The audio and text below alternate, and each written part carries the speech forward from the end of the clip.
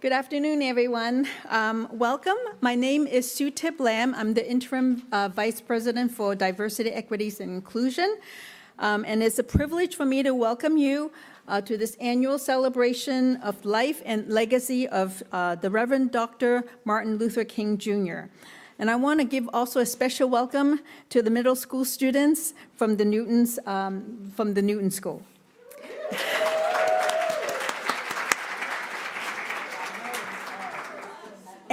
And there are actually going to be people attending online also. Welcome to those people online. So each year, this day offers us a moment not only to reflect on the history, but to recommit ourselves to the work of justice, community, and collective courage.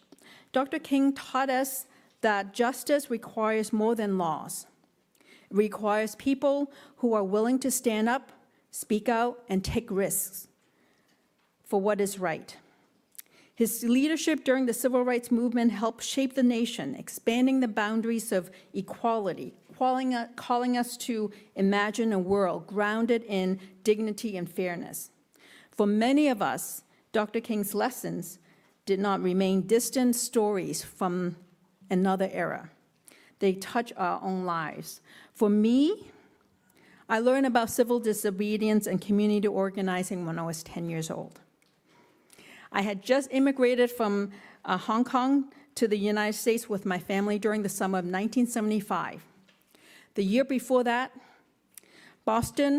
we immigrated to Boston, and the year before that, Boston started to bus the students to different schools to desegregate the school system as a result of a court order that actually found Boston public school system was actually creating a segregated school system. And the year before, when they started busing, there was actually a lot of protest violence. And so during the summer of 1975, when I first arrived in the United States, tension was high in Boston. And many families in my community were really started talking to the Chinese parents and listening to them and hearing what their concerns are. And we finally got a chaperone that actually accompanied us on the bus. And that actually helped a lot to appease some of our fears and safety issues. But at the time, I was only 10 years old. I didn't really understand then. But as I learned about the civil rights movement, I was able to reflect upon the civil rights movement, the work of Dr. King, and the nature of justice. And it showed me that ordinary people, students, parents, neighbors, must sometimes make extraordinary choices. It reminded me that progress is not inevitable. It is made through collective action, courage, and insistence that every child deserves safety, opportunity, and respect. Dr. King understood this well. He challenged us to face difficult truths with honesty, to meet fear with courage, and build communities where every person, regardless of race, neighborhood, or circumstance, can thrive. As we honor Dr. King today, may we move forward his vision of community where equality is live and is not simply promised, and where justice is something that we build together through our choices and our actions. And thank you for being here today, for remembering and for continuing our work in our own ways, large and small and public and personal. So once again, welcome to our celebration of Dr. Luther King, Jr. So now I will turn to Vice President Shirley Jefferson, who will be leading a group and all of us to sing, lift every voice and sing. So I would ask everyone to stand, please. And yeah.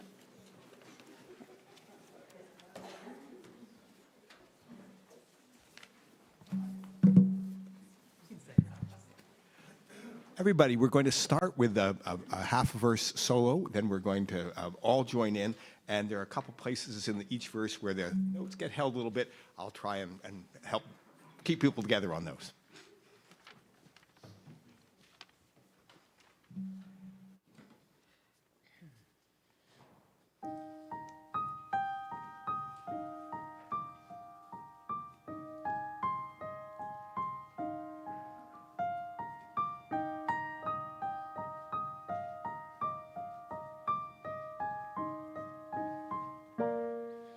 Lift every voice and sing till earth and heaven ring, ring with the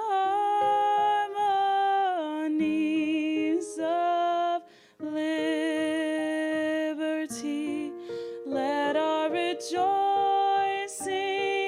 rise high as the listening skies. Let it resound loud as the rolling sea. Lift every voice and sing till earth and heaven ring, ring with the harmonies of liberty. Let our rejoicing rise high as the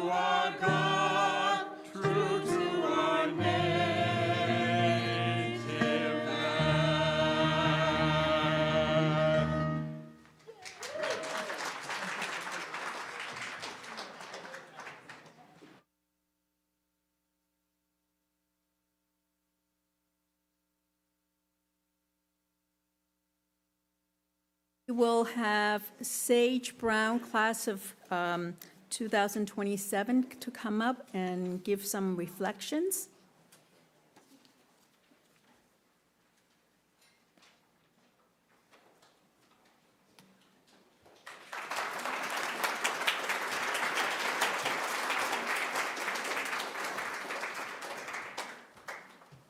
Hi, everyone. Thank you so much for being here today in acknowledgement of Martin Luther King and all that he has done. I wrote a short speech, so although it is brief, please bear with me. Today, we gather to honor Dr. Martin Luther King Jr., a man whose vision of justice transcends laws and policies and are rooted in human dignity and belonging. Too often, MLK's legacy is reduced to a dream that many feel is already complete. But Dr. King was not merely asking us to celebrate progress. He was encouraging us to envision a way of life that so heavily contradicted the norm at the time. He understood that injustice isn't always overt. Sometimes it appears disguised as order, authority, or procedure. At the heart of Dr. King's work has a very deep question. Who belongs? That question remains deeply urgent today. We live in a moment of time where people are being asked explicitly and implicitly to prove that they belong. This is ever present today in the harassment and the wrongful detention of people by ICE. Individuals are being stopped, seized, assaulted, and detained, sometimes with a complete disregard for paperwork many claim will shield them from experiencing this. People fear going to work, and people are afraid to seek medical care. Even Native Americans are facing persecution at this time, expected to provide paperwork validating that they have permission to exist on a land that is theirs.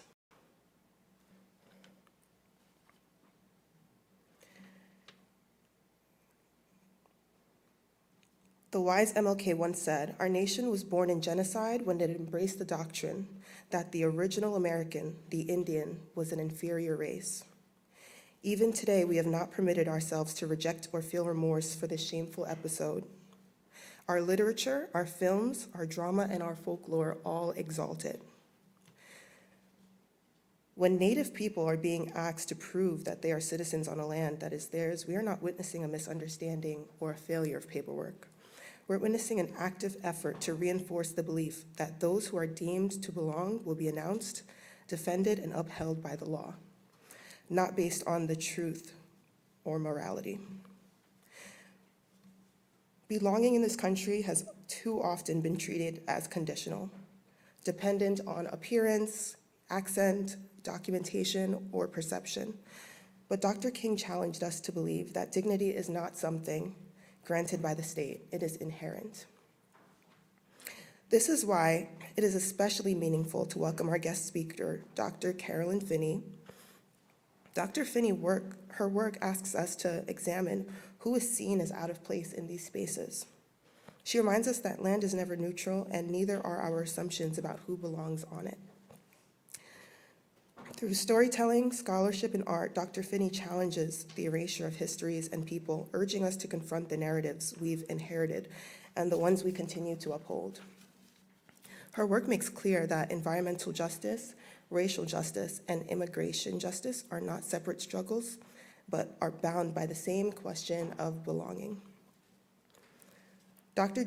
King dreamed of a world where dignity was not debated, and Dr. Finney challenges us to imagine and build on that. May we leave today not just inspired, but informed and accountable. Thank you very much.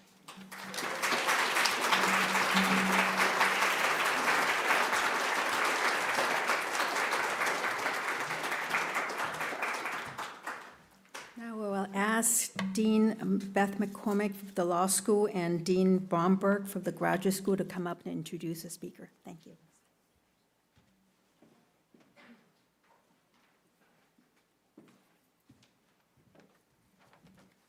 I'm actually going to do the pre-introduction of the speaker. Welcome to our 2026 MLK Day celebration, and a special welcome to our community members joining us online today. Our annual Martin Luther King Day celebration is a long-standing tradition here at Vermont Law and Graduate School. But our official celebration of the day kicked off last night with our alumni office hosting a virtual panel of 4 outstanding alumni, each representing a different decade, reflecting on their experiences at then Vermont Law School and their careers since then. There were many themes covered, from gratitude to the school for the opportunity to learn law and policy, to the challenges they face as being one of the few students of color on campus and in the state, and to what it means to be an attorney of color now in a difficult national climate. With thanks to the Office of Alumni Relations and Development for organizing the panel, I wanted to share that the panel was at all times hopeful for many reasons, including that schools like ours to continue to increase the number of students of color in their programs and continue to celebrate and honor diversity in all of its forms. And I want to mention another theme I heard from the panel: intense gratitude and appreciation for our own Vice President of Community Engagement and Government Relations, Shirley A. Jefferson, class of 1986, the second Black woman to attend Vermont Law School, and appreciation for her enduring leadership and mentorship of all who came after her.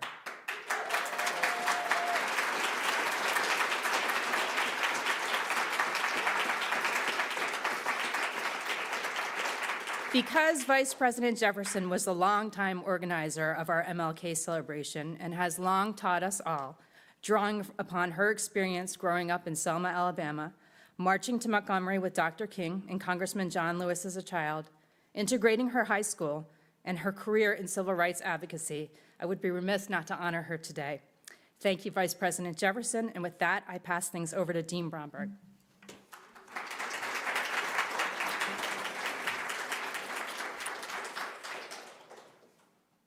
That's hard to follow.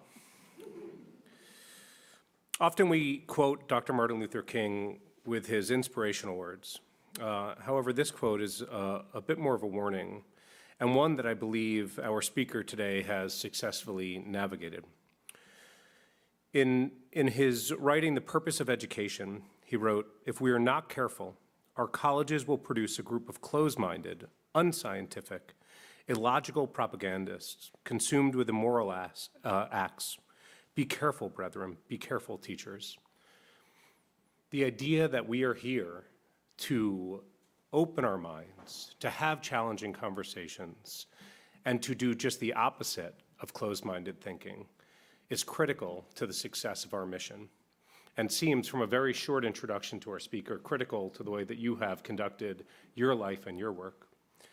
So it is my pleasure to introduce Dr. Carolyn Finney, who is a storyteller, an author, a cultural geographer, whose work challenges how we understand the past and imagines a more just, inclusive, and sustainable future. Originally an actor for more than a decade, 5 transformative years traveling through Africa and Asia has led her back to academia after a 15-year break.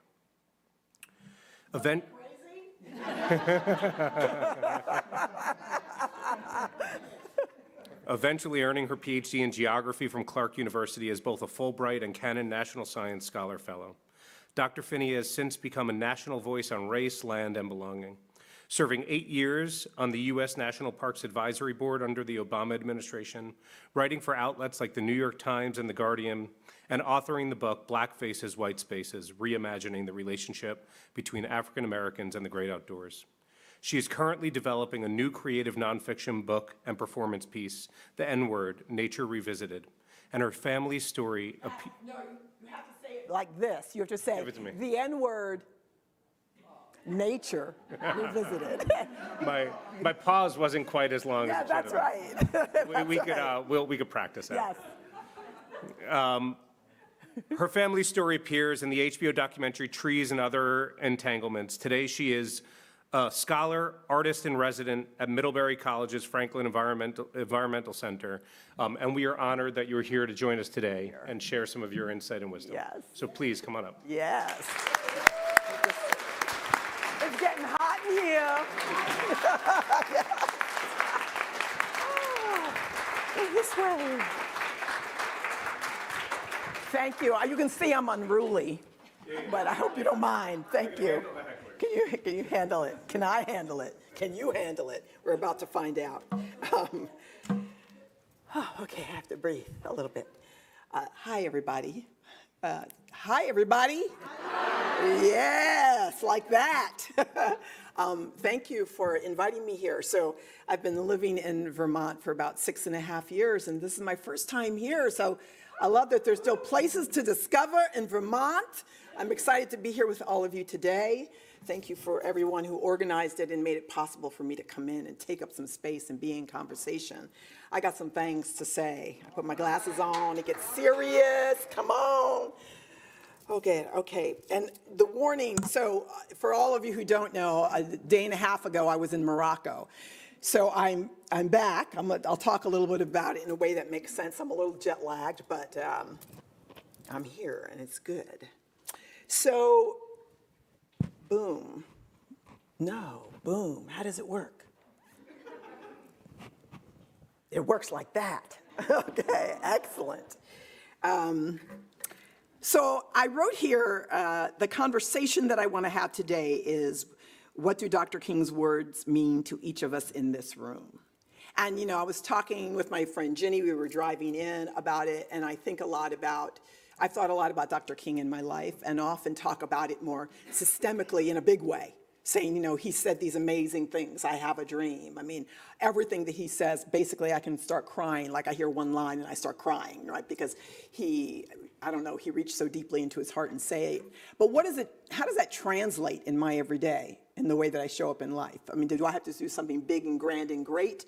Or is there a way I can apply some of the values and things that he says to everyday practices? So that's what I want to talk about a little bit. So I was just in Morocco for the last 2 weeks. This is the third year in a row I'm sort of privileged to get invited to do a residency there, where I stay anywhere from 2 to 4 weeks to work on my writing. People feed me well. I have a beautiful place to stay. I get to know local people. And this last time I was asked to come and speak in this bookstore. So you're seeing this image here of me in a bookstore. Now, I give hundreds and hundreds of talks. I love to do it. Most of those talks are here in the United States. Occasionally I get asked to do it outside of the United States. And it's really interesting to be in front of an international audience talking about American history. So I could probably say slavery, and most of you would have some idea. You've heard it, even if you don't fully understand it. If I said Jim Crow segregation, you've probably heard of it. You can reference it somewhere because most of us were taught about it. Some of us experienced it directly, right?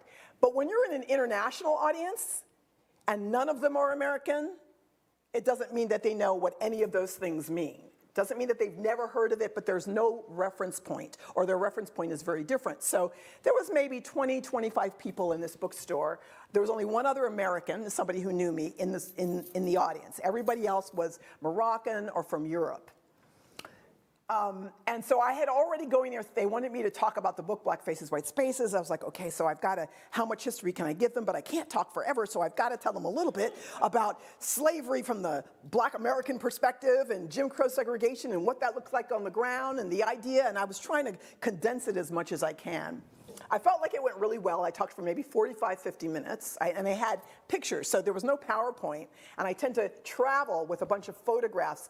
For all of you who don't know what a photograph looks like, it's a picture in color. And I carry these pictures with me of the place I grew up, and I'm going to show you the images up here soon. But because it was a small group, I could hand them around, and everybody could look at pictures of my parents and where I grew up, so they heard me talking. When I was done, it was time for a conversation. Now, you see this guy looking at the camera? I'm going to point to him over here. This is Eric. Eric is from Holland. Now, I had started off by saying, I'm less interested in whether or not we agree on anything I say. I'm not looking for agreement. For me, what I'm interested in is our ability to sit in the same room and have a conversation across our differences and do that well, right? So if you don't agree with me, that's okay, but we can find a way to have a conversation about that. Eric started in immediately. And Eric everybody in the room, because Eric was saying things like, in Holland, we don't see race. Oh yeah, it got better. I don't understand why black people are always whining and crying about not being remembered. Oh, he was just lobbing them out. But he wasn't malicious, and this is what's so interesting about it. He wasn't like, oh, I'm gonna get you, but he was almost testing the water. And what was clear for me, he was really defensive, and everybody would freeze. What's she gonna say, right? And so I'd be like, okay. And then I'd find some way. I was trying to find some way in. He doesn't understand, find some way in. At one point, I was telling somebody about some story of somebody who publicly embarrassed me on a plane about my hair. And, he just shouted out, well, that guy has a right to free speech. It was really like that, right? Finally, he talked about his grandfather had done this great thing and had a statue that got taken down and nobody remembers his grandfather, and I don't see him crying, do I? Right? And I was getting worked up. I was getting really worked up. Like my head was starting to tilt. I was like, okay, what's happening here? But I looked at this man who was incredibly defensive, and I looked at this man who I think was used to having people shut him down. I looked at this man who I imagined was in some kind of deep pain, even if he didn't know what it was. And I saw it as my job as like to get him to see me and understand what I'm saying. And I finally looked at him and I started to cry because I was so overwhelmed. He didn't understand that every time he said something like that, it's like he slapped me. He slapped me. He was denying my experience and my point of view. And I finally looked at him and I said, that's because we're deeply wounded. I said, I'm deeply wounded by this country and it hurts. And his eyes got really big. He exhaled and he put his hand on his heart and he said, I understand. And it was a moment for everybody in the room that he understood. He tested me all the way to the end. When I was flying home a day and a half ago, I watched a documentary about Dr. King. It was called I Am Martin Luther King Jr. And there were a lot of people, Jesse Jackson, John Lewis, people who had been activists at the time he was alive, who had marched with him, who were talking about his letter from a Birmingham jail and all the things that he had done and said. The thing that caught me was that one of these people who had known him well said, he was watching him, I think it was after Emmett Till's murder, and he was giving a talk about that. And he said, when Martin was about to go there, because he would put his hand to his ear and kind of go, and you knew it was on, like he was going to say some things. And a friend has told me when they've seen me talk, they know like when my head starts to tilt a little, like, oh no, there she goes. And what it reminded me of was that Dr. King wasn't unemotional. He wasn't unconflicted. He wasn't not angry, right? He just had really clear beliefs. He knew what he believed in, right? And he was human. So he had all those emotions going in. But for him, it was about practicing what it is he believes in. And at every moment, we have a chance and have a choice to practice every single second of every single day. And I think the only reason I behaved with Eric is because there was an audience watching me and I was a guest, because wasn't my initial response to be kind. I have to just be honest, my initial response was, baby, we're about to throw down, let's go. And I wouldn't have been happy about that at all if I had gone there, right? And I was thinking about practice. There's got to be a way in. Ooh, yeah, I'm all ready. Do I need my notes? Yes. So I was thinking about what would Dr. King do in that moment, and the idea of unarmed truth, which is something that he talked about, and I had to look it up to see what did he mean by that. And actually, the way that I understand it is unarmed truth is not about using physical violence. It's sort of grounded in a kind of morality. You can tell the truth as you understand it, and there's a place for it in the room, but I'm not trying to make you and force you to accept my truth, but I can kind of show up in that way still with my truth. I wrote here, when you put yourself on the front lines, whether it's a verbal confrontation or an actual physical standoff, I can't pretend that I don't feel it. I'm not going to pretend that I'm not feeling. I need a tissue. Oh, hold on. It's magic, man. I got pockets. I got tissues everywhere. Because that's how I roll. I couldn't pretend I didn't feel it, like someone was smacking me when he was talking to me. The idea is not to pretend. It wasn't about pretending I didn't feel it. but finding a way to channel it in such a way because there was a higher intention. Like, how do I practice and still show up as my whole self, but I don't have to put him down in order for me to feel whole and feel present in that moment. He was a test. So again, I want to talk about my work in relationship to some of the ideas that Dr. King shared, and to do so explicitly. So that means that I have to tell you some of my truths. We're going to start off with the not pretty thing, but I'm going to start off there. Can I do it? Yes. You're going to hold me. You're not going to ask me to leave. It's good. Don't worry. I'm not going to say anything against anybody else, but just, stuff that I forgot. Yes. So a few things. In the last year in particular, I've been depressed. I'm not a person who gets depressed a lot, but I've gotten depressed a lot. This year I've been really angry, and I've really felt rage. I wrote here, some of it's small. Someone told me my book had been removed from a curriculum at NOAA, and I know it's getting removed. The work I used to do for the Park Service and other government organizations, they can't hire me or anyone who looks like me who has these conversations anymore. They can't do it directly anyway right now. I was so angry about this time a year ago. I said, if one more person looks at me and says, we just have to be hopeful, I said, I am going to pull a Will Smith on them. And I'm a nonviolent individual. And for all of you that don't know what Will Smith did, just look it up. And I said, do you think Harriet Tubman was hopeful? Did she sit around being hopeful? Or did she just get out there and do something? I said, I wrote here, this was at the time when I was angry. Change don't happen because you hope it do. Change happens because you make it do. I read a story yesterday about an American citizen. I said that, I did roll my eyes a little bit. A transgender person who is seeking amnesty in the Netherlands because they are so afraid to be here right now. And they're not the first one to do it. They're seeking amnesty in the Netherlands because they're afraid to be their whole selves in this room. I'm mad about that.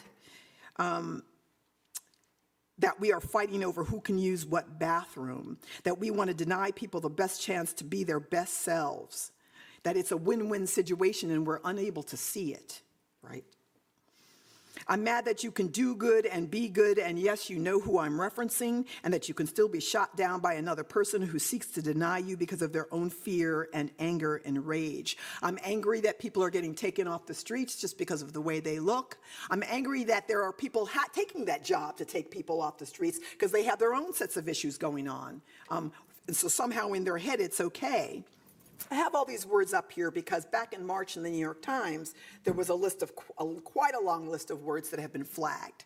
If they show up on government documents, they get flagged because maybe they're going to lose funding or opportunity. But I'm going to read some of them here for you because, I picked out a few of my favorites. So these are words I guess we shouldn't use, or they shouldn't be in any documents.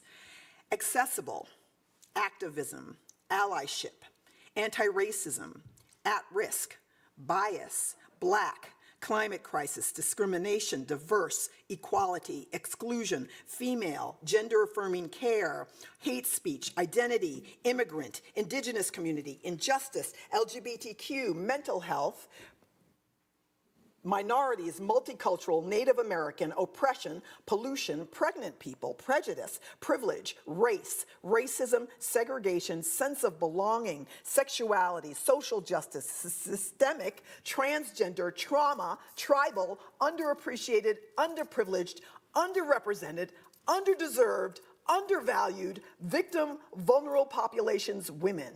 And I just don't have time to read them all. These are all words that are flagged. And if we're not upset by that, then I'm going to be upset about that, right? I wanted to read these words online. My plan had been to read them all and put them on Instagram, but I couldn't get through the list calmly because I'm on that list and because everyone here is on that list. And then I just wrote, you can disappear the words, but you cannot erase the truth. And that's one of the things I love about human beings, because we are really creative. Oh, back it up. Oh, you remember the fifth dimension?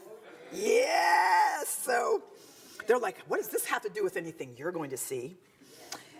So this is the 250th year of the Declaration of Independence. So think about that. There are going to be celebrations all around the country. Ought to be interesting.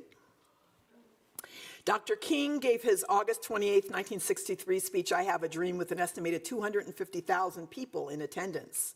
And I was just reading for something else that I'm writing last week that there was an oak tree in Kansas that is 250 years old, which has seen it all. It's about to be cut down because it's diseased. But all those things had me thinking about our roots, our collective roots of who we are as a country, as a people, had me thinking about that for myself. Okay, so not you older people, but who knows the first line of the Declaration of Independence? Don't be shy. I'm looking at all you fine young people. I'm getting up close now. I know someone knows the first line. Oh, he knows it? Oh, no, you were just pointing.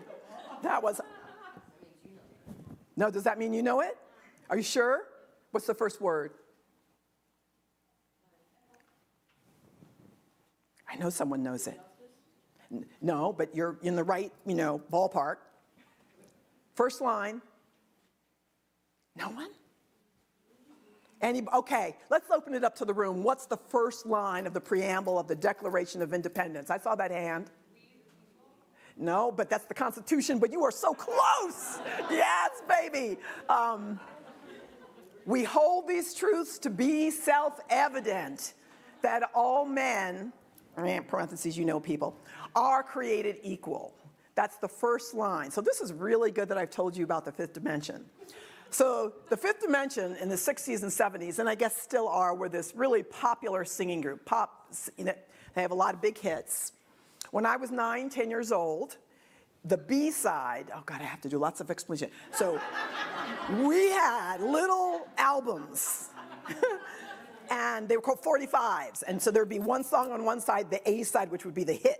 And then there's always on the B side. On the B side, the fifth dimension sang the Declaration of Independence. I can sing, don't worry, all the words. Because at 9 or 10 years old, I'm listening to this song. They sang it for the first time publicly 1 year after Dr. King was assassinated on the Ed Sullivan Show, which is kind of the equivalent to Jimmy Kimmel, sort of.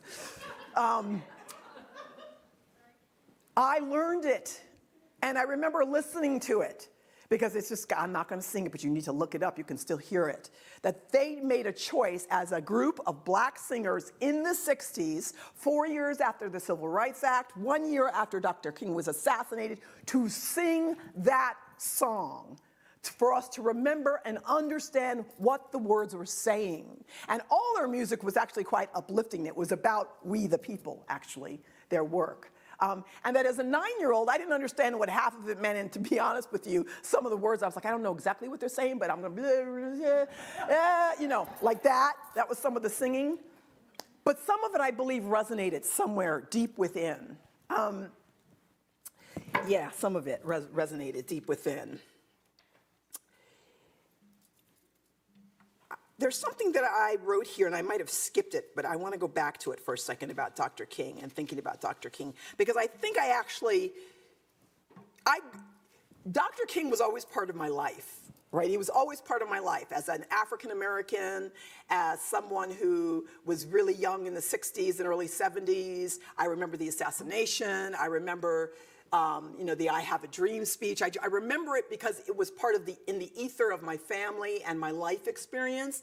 So he was always part of my consciousness. I didn't really think of it until I was writing the talk for today, how much he's just part of my consciousness, because it was always there. I didn't need a holiday for me to remember what it is.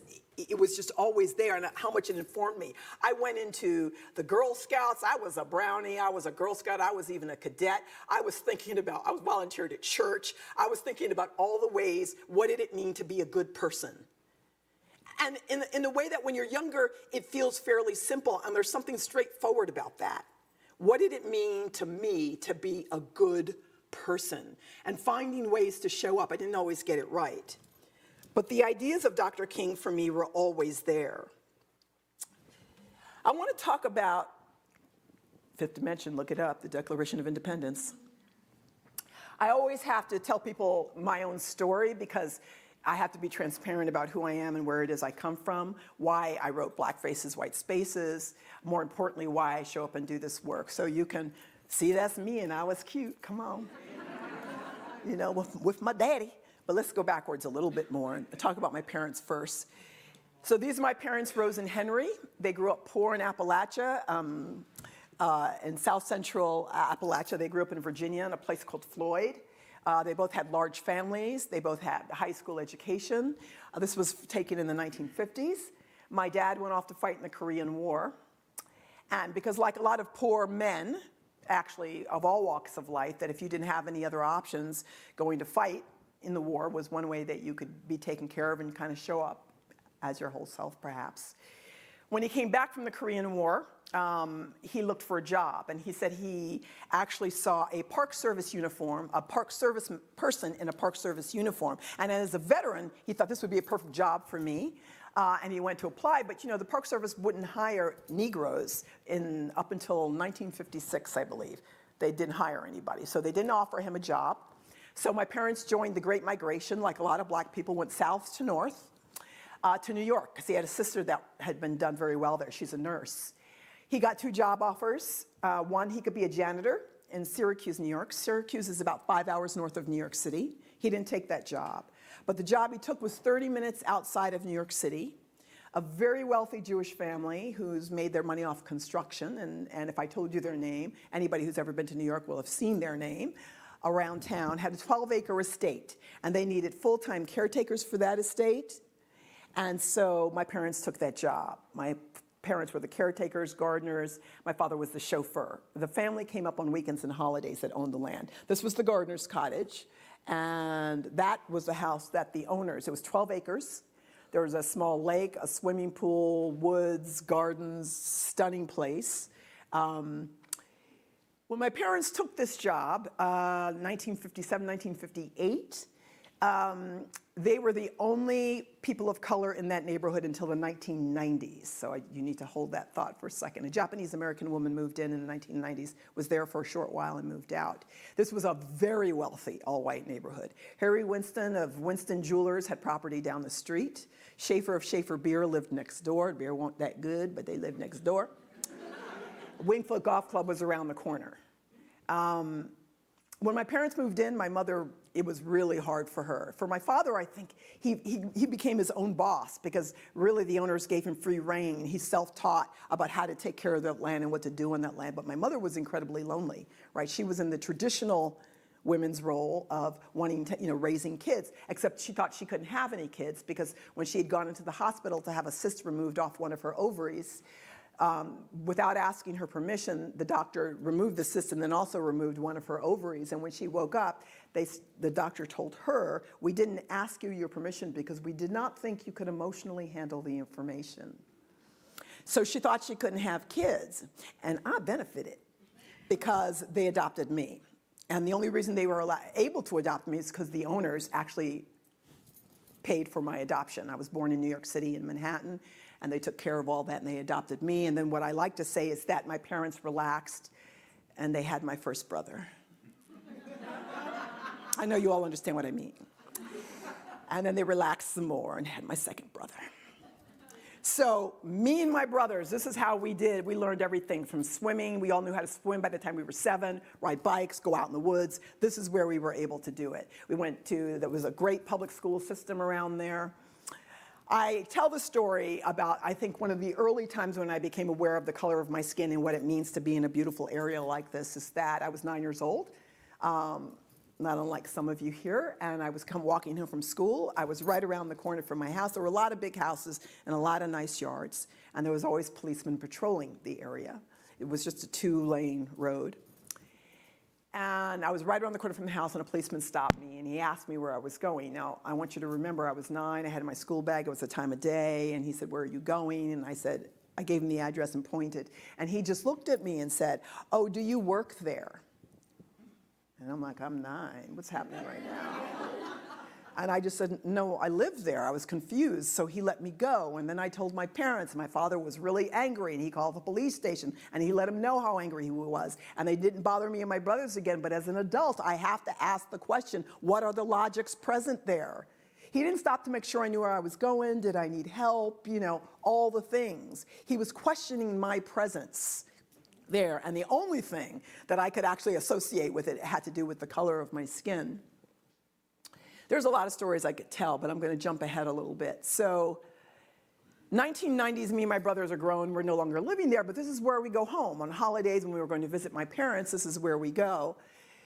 The patriarch who owned the land had died many years earlier, but now the matriarch in the 1990s is sick and know that her time is coming. My parents have been caring for this land full-time at this point for 40 years. To her credit, she wanted to find a way to keep my parents on this land. And I recently heard that really almost everyone in the family, she wanted to give the whole thing to my parents. And there was one person who did not want that to happen, so it didn't happen. This land was worth over $3 million at the time, $125,000 a year in property taxes. So in the end, she had a house built for them in Leesburg, Virginia, because my youngest brother was married and kids and was settled. I was moving around too much, as was my other brother. When she passed away, she requested my father at her bedside. And it's really important that I say this because love is complicated. It would be really easy to make her out to be the bad person, but actually she wasn't at all. And I actually think we had some tight, you know, as a Jewish family and we were a black family, there was a lot of things in common there. She was woven all throughout my life, you know, for the whole, particularly for the first 18 years of my life. I wouldn't have been with my parents actually if they hadn't arranged for my adoption, right? And understanding that power is complicated. When she died, the new owner came on, and my parents stayed on for about another 7, 8 years to 2003. And at this point, they're in their 70s. And then they left and moved to their new home in Leesburg, Virginia. Maybe 5 or 6 years after they left, they got a copy of a letter from their neighbors. And the letter is from the Westchester Conservation Land Trust. And the letter had pictures of the property, and it was explaining that now a conservation easement had been placed on that piece of land. So what you can't see because it's too far away is this, because this gate was never there before on the property. This only happened when the new guy moved in and the conservation easement got placed. People can still live on the land. It says it there. It gives access to the land at least twice a year for the conservation easement, and it means the new owner doesn't have to pay taxes. So in the letter, it stated all the reason why this land should be protected, where it sits in the watershed, the wildlife on the property. Everything that I agreed with, I really did. At the end of the letter, it thanked, more or less, the new owner for his conservation mindedness. He'd been on the land for 5 or 6 years. There was nothing thanking my parents who had cared for that land nearly 50 years. And just like that, they were gone from the environmental history. And they're gone means I'm gone too. And my brothers are gone. And then I started thinking about all the people in the history of this country who have always been there, who are still here, who care for the land and the forests and the oceans and the woods, day in and day out, who love it. Don't just do it for a job, but it's a way of life, who aren't in the history. We have a dominant narrative about conservation and the environment, and we leave out that experience. And I think part of the reason we leave it out is because it's complicated. Because if you have to start talking about the fact all this land is stolen, it's complicated. If you have to start talking about that we've enslaved another group of people to work the land for free, but not allow them to have any access to that land, it's complicated. If you invite people from China over to build the railroad, many of them died, but you don't have them in the final picture of the golden spike showing all the work that they've done and the lives that they've given, it's complicated because it implicates us all. And I have a lot of empathy. I have empathy. It's not like I've never done anything bad, you know, and feel bad about it. But actually, if I'm not held accountable for it, how can I possibly change and be expected to do anything any differently the next time around? That wasn't even in my notes, but I said it. Ah, yes. I know this is the law school, so really, I know I don't have to say, do you all know who Brian Stevenson is? I know, my God, I love him, whatever. So up until 2020, I actually didn't know who he was, and I was home like everybody else, COVID, and I was watching a documentary about him, and I nearly lost my mind, right? So, you know, civil rights lawyer, been to the Supreme Court at least 5 times to get black men and black teenagers off of death row. He helped to create this legacy museum in Alabama, which gives places where lynchings have occurred the opportunity to revisit that redemption, all the things. We're the same age at the time. He didn't have a partner. He had no kids. We were born like one day apart. I was like, what's happening right now? Somebody get on it immediately and set us up. And he works all the time. And I was like, oh yeah, me too. And the interviewer asked him, why do you do what you do? And he said, well, I do what I do because the system is broken. And I wrote it down. I said, yeah, me too. And then he paused and he said, well, I do what I do because people are broken. And I went, yes, me too. And then his voice got kind of soft and he said, I do what I do because I'm broken too. And that laid me out, and it still lays me out, because when I think about Dr. King, and I don't know that he's often given room for his own healing. You know, we come in, I don't believe we come in this world perfectly perfect. I think part of the work of getting there is showing up over and over again. And sometimes it hurts. And there's a kind of brokenness, not that we're not strong, but there's also a kind of brokenness there. And it gave me, hearing Brian Stevenson say that with all that he has achieved and continues to achieve, gave me space and room to consider that for myself. Yeah, so that's kind of why I do what I do. Yeah. Ooh, yes. So, oh yes. So I'm thinking a lot about restorative justice and reparative gestures. And what I mean by reparative gestures is, well, I think about, people ask me about reparations, and I think, well, at the base, reparations is about repair. And so what does a reparative gesture look like? And what does it look like in your own life? Like, what does it look like in my life, right? So I'm going to give a couple of personal examples, because we can talk about the big things, and I think there's a lot of big things to do. But I also think that often stops many of us from doing anything, because we think we don't have access to the big thing, we don't have time for the big thing, we don't know how to do the big thing, whatever the reasoning is. How many of you, Lewis and Clark? You know who Lewis and Clark were? I know you know. Who were Lewis and Clark? Yeah, yes, they did. Thank you. What's your name? Aubrey, thank you. Yes, that's right. Lewis and Clark, I believe it was 1804 to 1806, hundreds of miles. It was a big expedition. They did it with about 40 men. There was one woman, Sacagawea. And what I didn't know up until 2 years ago, that there was an enslaved African belonging to, I believe, to Clark, named York. And York is the primary reason they were mostly successful. They started out they were like in Montana. It took them 2 years. So they were canoeing and going through brush and confronting indigenous tribes. And there's a story about York was a very big man, muscular and very dark skinned, that the first time the first tribe saw him and saw his dark skin, they came over, they were like, is that real? They thought it was magic. They were so impressed by who he was that they called him Big Medicine. And that made it possible for all the white dudes that were on this expedition to also keep moving forward, because they pushed York up at the front. Meet with them, be your big medicine self and do your thing, which he did. When they were done, the president was Thomas Jefferson, and Clark had promised him his freedom. If he did this, if he left his family, because he had wife, he had kids, if you leave your family for 2 years and help us with this expedition, you will have your freedom. When they all went to Washington, D.C., all the other men were going to get money, medals. York supposedly was in the slave quarters waiting to be called. And yes, you guessed it, he was never called and never acknowledged. And yes, you also guessed it, Clark didn't give him his freedom till many years later. Not this past summer, but the summer before, I'm losing track of time. We're in 2026, so 2024. There's some folks at the Park Service want to tell a fuller story of who York was, so they got all this money. They brought together 8 black storytellers from around the country that show up in different forms, including myself. A small group of people to make a documentary film. They hired river guides, and we did 4 days worth of what they did for like 2 years.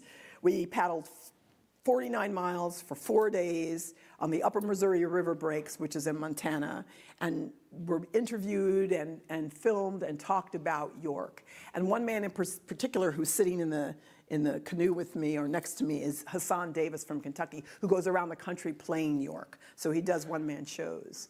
And I'm putting this up there because for me, this is a little bit of a reparative gesture and justice of bringing his story to life. The film is done.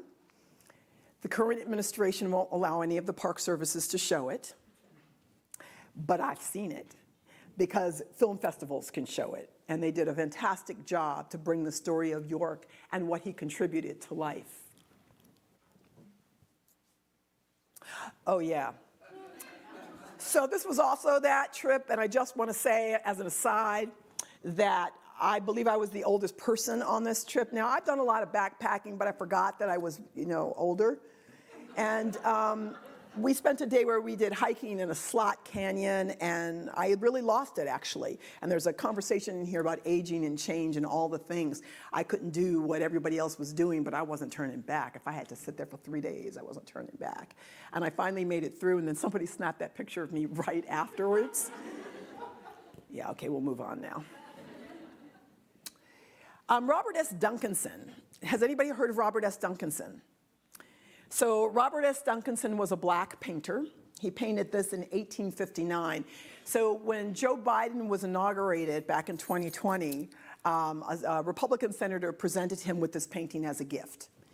And I had it on the TV and I was looking, not really paying attention until Senator Roy Blount. He said, this is an African-American painter. And then I had to look at it because I said, okay, this was painted in 1859, there's a rainbow, a black man painted it, slavery was still in place. So rainbow kind of symbolizes hope and possibility and all the things, and I had to know more about who Robert S. Duncanson was. And I thought about, what I usually say is that he was playing the long game. That when he did this at the time, supposedly he was having some mental challenges. How could you not be if you lived in a body that people wanted to make property and was often going over the border to Canada? He was from Detroit. But when he died, he had no headstone. He just died in an unmarked grave. Until a few years ago, a group in Detroit got together and said, we want to remember him. There's now somebody who did a one-man show, about who Robert S. Duncanson was. There is now a grave that I went to go visit. And I say this because it seems small. But somebody reminded me the other day that sometimes it's about bearing witness. Sometimes it's about just showing up and doing something, the small things, the everyday acts with your neighbors, with the people you go to school with yourself. It doesn't always have to be the big thing. It can just be enough to be engaged with where you are. I finally want to go back to my parents. This picture was the last day they were on the property, and this was in 2003. So one of the interesting things about 2020 for somebody who looks like myself, who does the kind of work that I do, is that when George Floyd got murdered, when Christian Cooper had his skin weaponized against him in Central Park, I suddenly got more work than ever before. And so did a lot of people who look like me. So it was this, happy to get more work, but it's because somebody got murdered, all these things are happening. It's a weird moment, right? How to accept that, but still walk through the door. And one of them was a white filmmaker from Oregon named Irene Taylor, who had won Emmys for her work and had been commissioned by HBO to do a story about trees. And she said, I want to talk about trees, but I want to talk about real people associated with those trees. And she'd seen me give a talk in Telluride and realized that she had, she was moving forward with this project, but she didn't have one African American on her list to talk to. And after she heard me, she kind of, contacted me on Zoom. She said, I want to, think about having somebody African American. Can you help me think about that? And because I'm a little bit of a trickster sometimes, because I wanted to do it, and she was really very nice. And I just said, made my eyes really big, and I said, well, if you're going to talk about black people and trees, you might want to talk about lynching. I just want to see what she would say, because, I kind of smiled like I do sometimes. And she kind of, her eyes get really big. And then she said, you're right. She said, but I'm not the person to do it. And I said, and we're not just the bad things that happen to us. And I told her this story, it popped into my head, that tree that's right behind my parents, had been a baby cherry tree. And many years earlier, my father had given it to my mother as an anniversary gift. And on that last day, they obviously couldn't take the tree with them, right? And that's all I told her. I told her that story. And at this time, I was doing a residency at the New York Botanical Gardens, and I had told them the story, and they said, let's get access to the property, and we're going to get a grafting of the tree, and we're going to bring it back to the New York Botanical Gardens, and we're going to tell the story of your parents. And I'm like, what's happening now? Everybody is awake and alive. We're going to do it. This is fabulous. The filmmaker is going to film it, and all of this is going to happen. We got in contact with the Conservation Trust, because I told them, they said, well, they didn't know where that tree was. Could I send them a picture? And I did. And so you can see it here, that here's the tree. And this is close to the gardeners, the house I grew up, the gardeners called it, the tree. And after about 2 weeks, they said, we'll get access to the property, we'll find the tree, we'll get back to you. It was around Christmas time that year, 2022, I think. This is the picture they sent back. Everything had been cut down. Everything had been cut down. When she sent me that picture, I got angry, I got depressed. I said, this is what happens, erasure, erasure, over and over. It was the only proof that my parents had actually been there. And the filmmaker said, oh, the project is dead in the water. The people of the land trust, oh, the project is dead in the water. And I had to get over my anger, and it took me a few days to do so. And then I finally reached back out to them, and I said, you know what, actually, this is the story. And then when I thought about it a little bit more, I said, well, what if we could get everybody to plant a new cherry tree? Isn't there something else we can do here? And it took some doing. And the most important part of that story that I want to tell you is that the new owners I'd never met them. So there was yet a new set of owners, this white couple who were doctors, who were medical doctors. And the land trust and the filmmakers kept reaching out to them because we have to get their permission. Can we get on the property? And they weren't responding. And I finally said, give me their email. Let me just write them a personal note. And I could write a personal note and never mention race. I talked about being black, but I never mentioned race. And I said, at the end of the day, all I want to do is be able to honor my parents. And that woman wrote me back in 20 minutes and said, we would love to honor your parents, right? And so that's how we got on the land. It looks like I'm doing all the work with the tree. I wasn't. I just went, whew, that was nice. Somebody else, a wonderful forester, did all the work and I wanted me, and that's the new owner there. And I remember when I showed up on the property, how nervous she was. How nervous she was that would I come in with all that anger? Would I come in? Would I blame her? They didn't actually cut down the tree. They said none of that was there.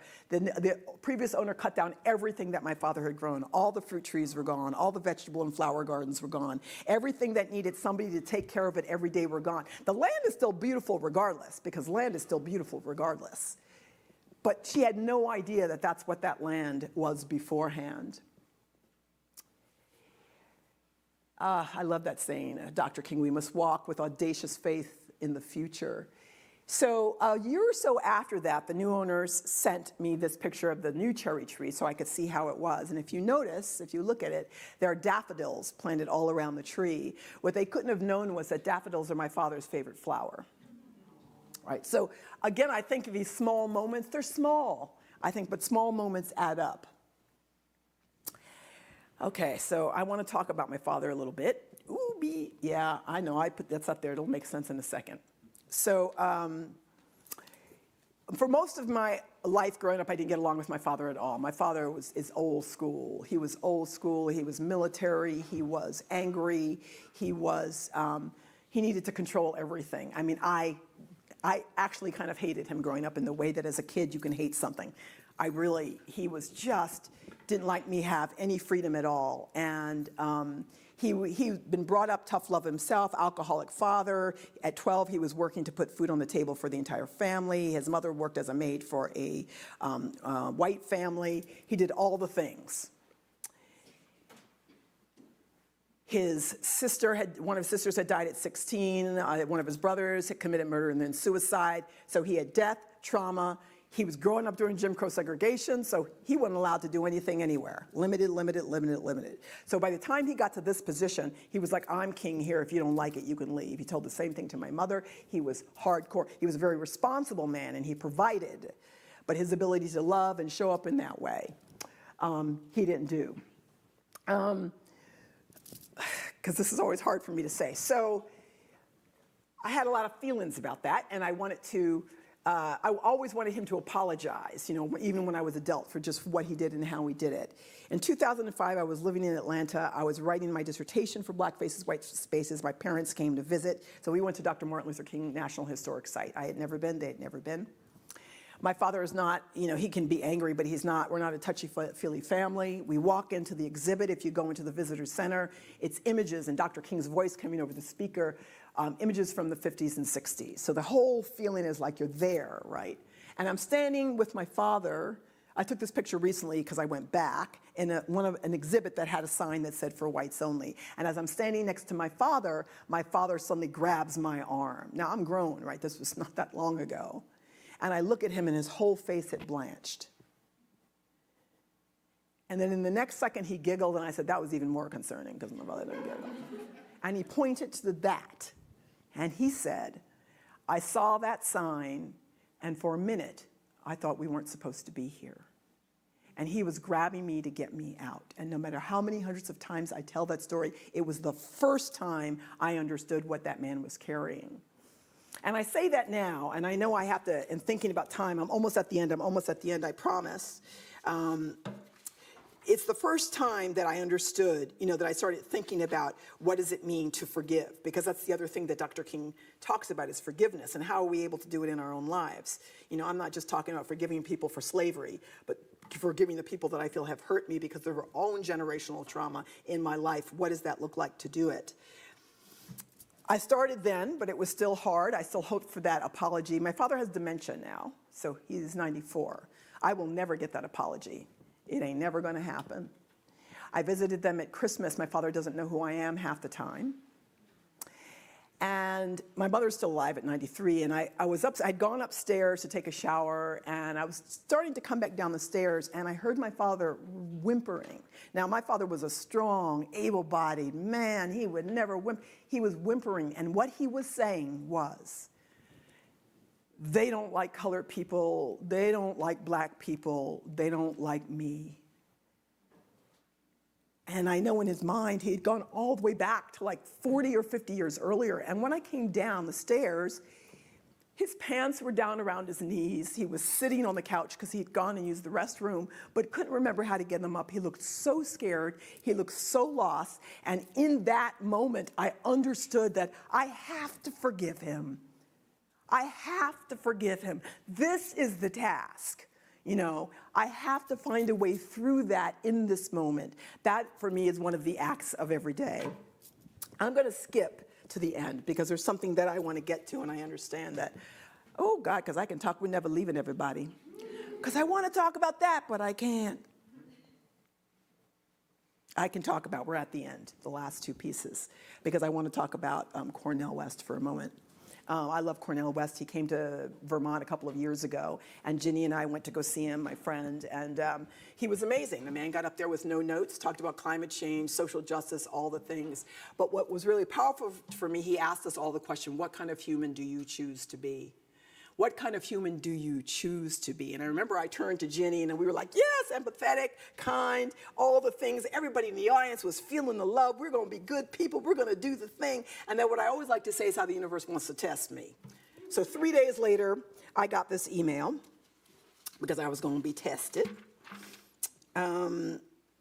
Yes.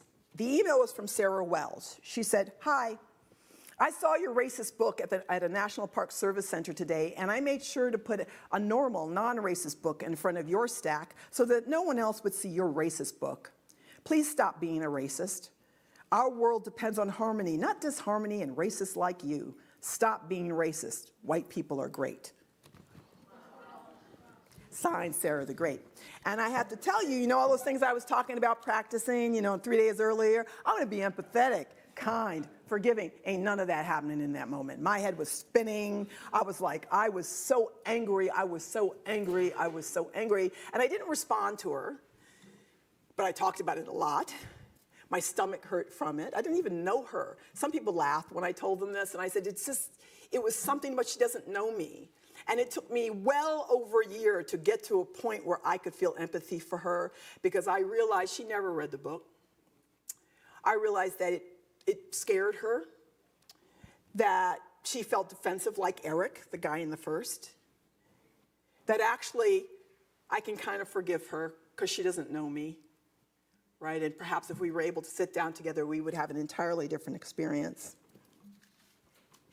So the last thing I want to say is that, and I did a talk at UVM for Martin Luther King Day a couple of years ago, and I ended with one of my favorite quotes, which happens to be from Malcolm X. And it's important that I do this because my father used to say he's more Malcolm X than Martin Luther King, even though he had respect for both. And the beautiful thing about Malcolm X was that when a lot of us hear about Malcolm X, and he was angry, and there was violence, and all these things at the first part of his life, but actually if you follow his story all the way till the end, before he's assassinated, he reached a point about his faith and his spirit, and this, being one of my favorite quotes, is what he said. He said, "I'm for truth no matter who tells it. I'm for justice, no matter who it is for or against. I'm a human being first and foremost, and as such, I'm for whoever and whatever benefits humanity as a whole. For me, it's about how he came full circle in his faith, his spirit, and his wholeness. And I believe that Dr. King and my father would recognize that.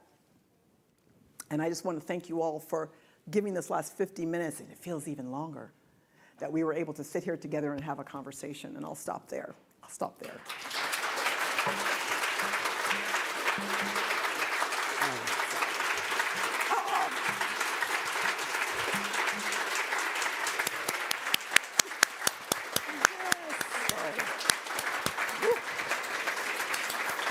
I got emotional.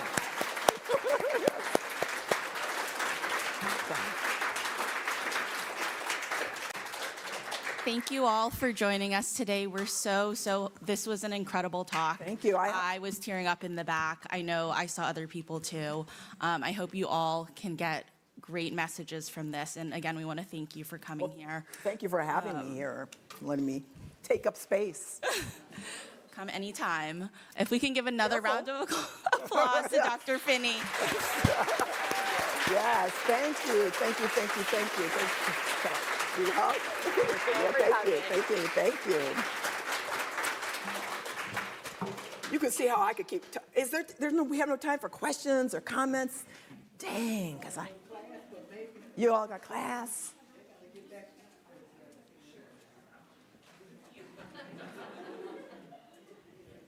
I know I look at all of you because you're right here. You have such fabulous faces. Thank you for coming. Was it interesting? Yes. Oh, thank you. Excellent. Excellent. Thank you, Dr. Finney. Your Thank homework you. assignment is the fifth dimension, Declaration of Independence. We are going to be looking it up. Thank you very much for coming.